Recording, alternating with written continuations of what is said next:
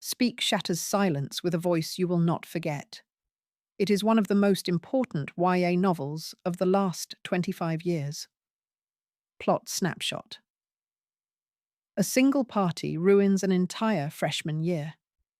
Melinda Sordino enters high school as the outcast who called the cops and fled. Friends abandon her. Gossip blooms. Teachers either miss or misread her escalating isolation.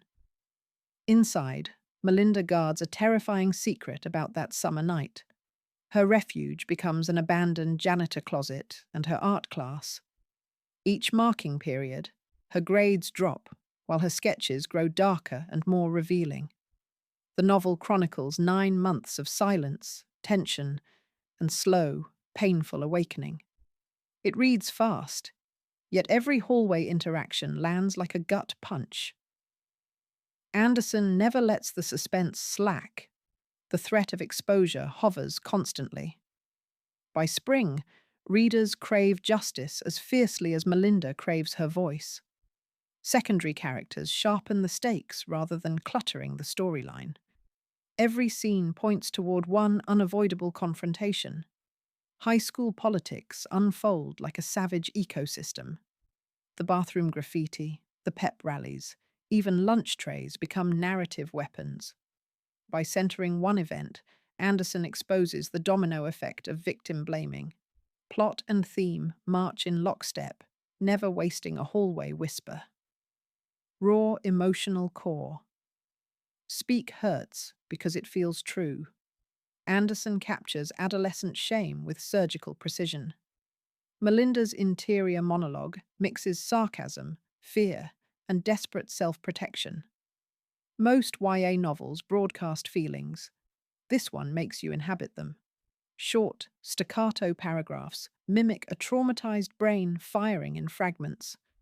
Humor surfaces unexpectedly, proving survivors can laugh even while drowning. The yawning silence between Melinda and her parents aches more than any shouted argument. Teachers talk about biology, yet miss the bleeding metaphor in front of them. Anderson refuses tidy lessons. She offers raw feeling and hard-earned resilience. That honesty forged an instant classic and still rings across reading lists worldwide. Many books comfort. This one confronts. You close the cover, shaken yet strangely empowered to speak your own truth. The contrast between cafeteria chatter and Melinda's silence amplifies her loneliness. Even repeated hall passes become coded cries for help. Internalized shame warps Melinda's sense of worth more than external cruelty. The reader experiences that distortion through clipped diction and unfinished metaphors. Trauma therapy often uses storytelling. Anderson anticipates that practice on the page. Every laugh you release feels like borrowed oxygen from a too small tank. Innovative narrative style. The form itself mirrors trauma recovery. Speak pioneered streamlined interior narration before the trend exploded. Anderson structures the book around school marking periods, turning a calendar into a ticking clock. Chapter headings read like report card codes, reminding us Melinda is always under evaluation. The language is simple, yet imagery slices razor sharp. Trees recur as symbols, evolving with Melinda's attempt to redraw herself. Art teacher Mr. Freeman becomes both catalyst and mirror through abstract assignments. Panels, lists, and interior snark keep the pacing brisk for reluctant readers. Yet depth hides in that speed, rewarding close rereads and classroom discussion. You experience the story almost in real time, breath by anxious breath. Few YA texts balance accessibility and craft as deftly. No extra flourish distracts from the voice that matters most. Even page breaks feel strategic, pausing where Melinda herself might choke on words. It is design serving emotion, not the other way around. White space dramatizes the emptiness between words Melinda cannot voice. Sentence fragments imitate hypervigilance, scanning rooms for exits and threats. Repeated tree sketches quietly track seasons, growth, damage, and eventual budding. Design choices teach visual literacy while deepening emotional impact, a rare twofold success. Why it still matters speak remains vital decades later.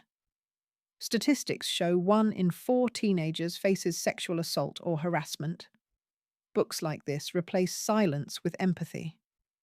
The After Me Too era renewed attention, yet Anderson addressed rape culture long before hashtags. Schools still ban the novel, proving its punches land. Those bans make it an essential freedom topic. Survivors find validation. Bystanders learn to recognize subtle warning signs. The story also models imperfect parental response, sparking necessary household dialogues. Teachers use the novel to introduce consent conversations without sterile pamphlets.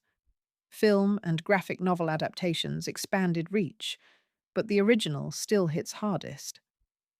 Ultimately, Speak argues that trauma does not define you, the act of speaking does. Its relevance shows silence remains our greatest antagonist. Every reread reminds society to listen harder and judge slower.